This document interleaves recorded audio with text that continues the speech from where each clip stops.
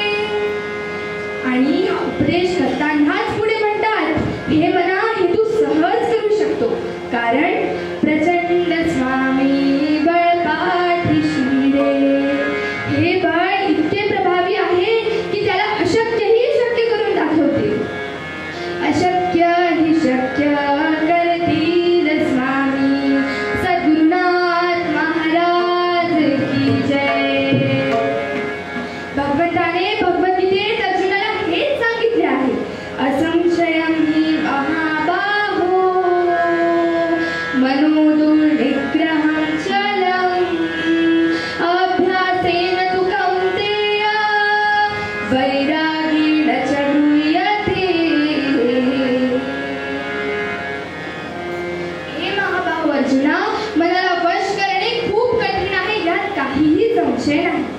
पण कारण ते अत्यंत चंचल व अस्थिर असते. पण जर का त्याला नियंत्रित करायचे असेल तर त्याला वैराग्याद्वारा व भक्तीद्वारा नियंत्रित करता येते.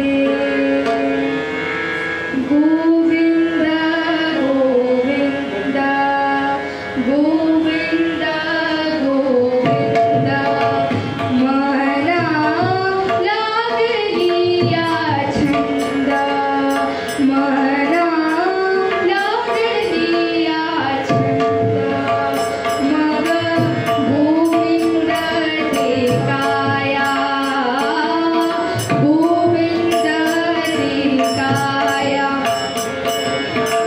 नाही देवातया वेद, नाही देवातया गोविंद गोविंद.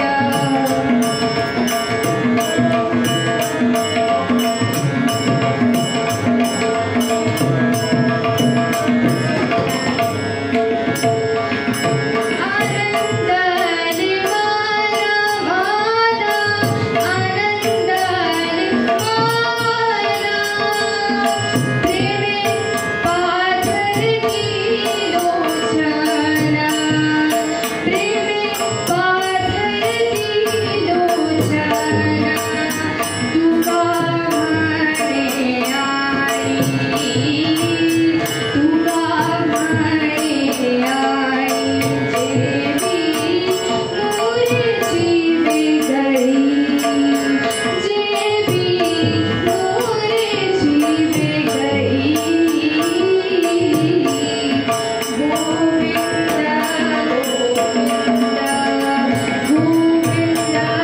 गोविंद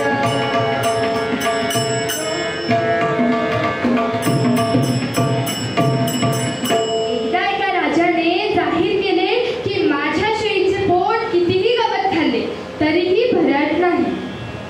तिचे जर का पोट कोणी पूर्ण भरून दिले तर मी त्याला 50,000 रुपये बक्षीस देईल. फक्त तिचे पोट भरले की नाही याची परीक्षा मात्र मी आधी घेईन. आणि जो कोणी तिला चरायला घेऊन जाईल त्याने तिला संध्याकाळी घरी आणले की मी तिच्या समोर गवताची पेंडी ठेवेल. आणि जर का तिने ते गवत खाल्ले तर एकही पैसा मिळणार नाही. आणि जर का तिने ते गवत नाही खाल्ले तर मात्र 50,000 रुपये बक्षीस देईल. हा राजा अगदी कंटाळून गेला तिच्या गवत खाण्यामुळे. म्हणून मग त्यांनी ही अशी युक्ती काढली आणि झाले रोज एक एक व्यक्ती तिला चरायला घेऊन जायचा. आणि रोज एक एक व्यक्ती तिला चरायला घेऊन जायचा. आणि मग ज्या वेळेस तिला चरायला घेऊन म्हणजे ती अगदी पोटभर जेव्हा खायची ते. आणि मग ज्या वेळेस ते तिला घरी आणायचे संध्याकाळी तिने ते गवत राजा तिच्या समोर रोज प्रमाणे ते गवत ठेवायचा आणि रोज प्रमाणे तिने रोज ते गवत खाऊनही घ्यायची. आणि त्याच क्षणी तो व्यक्ती नापास व्हायचा. माऊलींनी म्हटलेच आहे ना, जैसे चरणे श्रेयचे गाथा बणे वारियाचे, जाणे आगीचे भरते उते. शेळीसारखे कोणी खात नाही, वाऱ्यासारखे धावत नाही आणि आगीसारखे जाळत नाही. पण एक हुशार युवक आला व त्या शेळीला चरायला घेऊन गेला. पण मात्र त्याने एक युक्ती केली. तिच्या समोर मुद्दाम एक गवत ठेवायचा, गवताची पेंडी ठेवायची. आणि जेव्हा ती ते गवताची पेंडी खायची तेव्हा तिच्या पाठीवर सक्कल एक तडाखा द्यायचा. याने काय झालं तर त्या शेळीच्या मनात व डोक्यात एक भीती बसली की जर का आपण ते गवत खाल्ले तर हा व्यक्ती आपल्या पाठीवर एक सक्कल तडाखा देतो. आणि त्या भीतीमुळे ती दिवसभर उपाशी राहिली. तिने काहीही खाल्ले नाही. आणि मग त्या राजाने तिला जेव्हा आणि मग ते युवकाने तिला त्या राजाकडे संध्याकाळी नेले तेव्हा ते राजाने रोज प्रमाणे तिच्या समोर गवत ठेवले. आणि ती ते गवत खाणारच तेवढ्यात तिचे लक्ष त्या युवकाच्या हातातल्या काठीकडे गेले आणि तिने ते गवत काही खाल्ले नाही आणि त्याच क्षणी तो व्यक्ती 50,000 रुपये जिंकला. आता आपल्या असे आणि आपल्या अशा या मनरूपी शहीचे असेच आहे ना हो, ते कशानेच संतुष्ट होत नाही. शेवटी त्याला ज्ञानाचे, सद्गुरु कृपेचे, ज्ञानाचे, वैराग्याचे फटके देऊनच तिला वाटणीवर आणावं लागते. म्हणून सद्गुरु म्हणतात, खरा होय जागा श्रद्धे सहित, कसा होशिता विणरे स्वामी भक्त, किती दारीला बोल त्यांनीच हात, नकोड करू स्वामी देतील साथ. आपल्या मनाला जर निर्भय व निशंक करायचे असेल तर स्वामींची साथ म्हणा किंवा संतांचा संग असणे अतिशय आवश्यक आहे. जर का आता आपले भक्त आपल्यावर कृपा करायला सदैव तयार असतात, पण आपण मात्र त्यांच्याकडे अगदी प्रामाणिकतेने जायला पाहिजे. मनाचा संकल्प विकल्पाचा गोंधळ सोडून देऊन त्याला आपण गुरुकडे अगदी स्थिर मनाने गेले पाहिजे. आपल्या मनातील म्हणजे संसारातील अहंता, ममता, वासना ही तीन बीजे अगदी दूर सारायला हवी. म्हणजे संसार करूच नाही की काय? नाही. आपले सद्गुरु असे कधीच म्हणत नाही. ते म्हणतात, हे सर्व करा पण त्यात आसक्त होऊ नका. सतत सद्गुरूची कास धरून चाला. आम्ही जे काही करतो ते फक्त या भगवंतासाठीच करतो असे भावना धरात, म्हणजे मनात अशी भावना धरून चाला. तुझे रूप चित्ती राहो, मुखे तुझे नाम. तुझे रूप चित्ती राहो, मुखे तुझे नाम. देह प्रपंचाचा दास, देह प्रपंचाचा दास, सुखे करू काम, सुखे करू काम. तुझे रूप चित्ती राहो, मुखे तुझे नाम.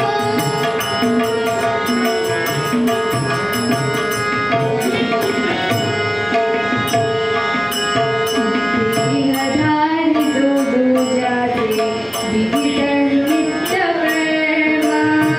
देहधारी जो जाते विहित नित्य कर्मा. सदाचार आहून आगळान धर्म. सदाचार नीती भूमी आगळान धर्म.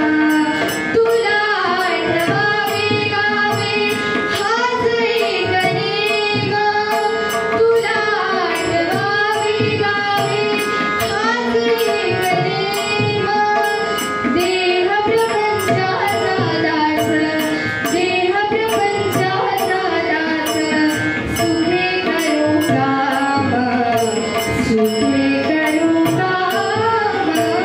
तुझे रूप चित्ती राहो, मुखे तुझे नाम.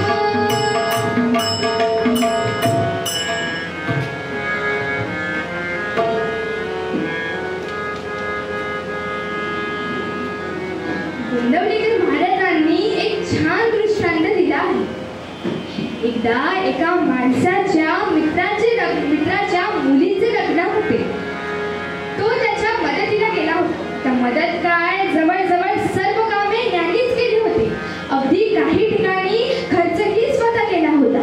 पण वधूवर जेव्हा बोहल्यावर चढले, जेव्हा हार घालायचा मुहूर्त होता तेव्हा हार काही आलेले नव्हते. म्हणून ज्याची मुलगी होती त्याला तो फार चिंतित होता. त्याला खूप चिंता होत होती की कधी एकदाचे हे हार येतात, कारण मुहूर्ताची वेळ निघून जात होती. म्हणून तो सतत हारवाल्याचा कानोसा घेत होता. सतत त्या दरवाजाकडे पाहत होता की कधी तो हारवाला येतो आणि ती हार माझ्या हाती येतात. पण ते हार काही आलेले नव्हते. पण ज्यांनी जवळजवळ लग्नाची सर्व कामे केली तो मात्र अगदी शांतपणे बाजूला उभा होता. का अगदी शांतपणे उभा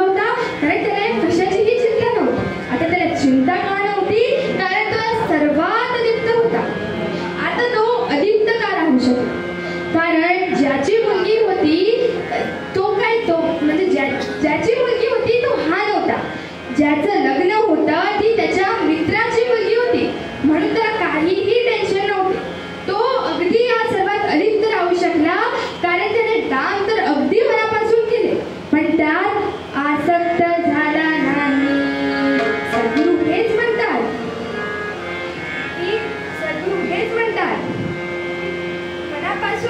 मनापासून काम करायचे, पण त्यात आसक्त कधीच नाही पाहिजे. म्हणजे काय होईल, मनात व्यक्तीतील वासना हळूहळू कमी होत जाईल व व्यक्तीतील मन अगदी निर्भय व निशंक होईल. हे करणे सोपे नाही, पण प्रयत्न करायला काही हरकतही नाही. आणि स्वामी हे सोपे व्हायला म्हणतात, जागा होऊन श्रद्धेसहित तू माझ्या जवळ ये, मी तुला सर्वातून सोडवून दे, डगमगायचे काहीही काम नाही.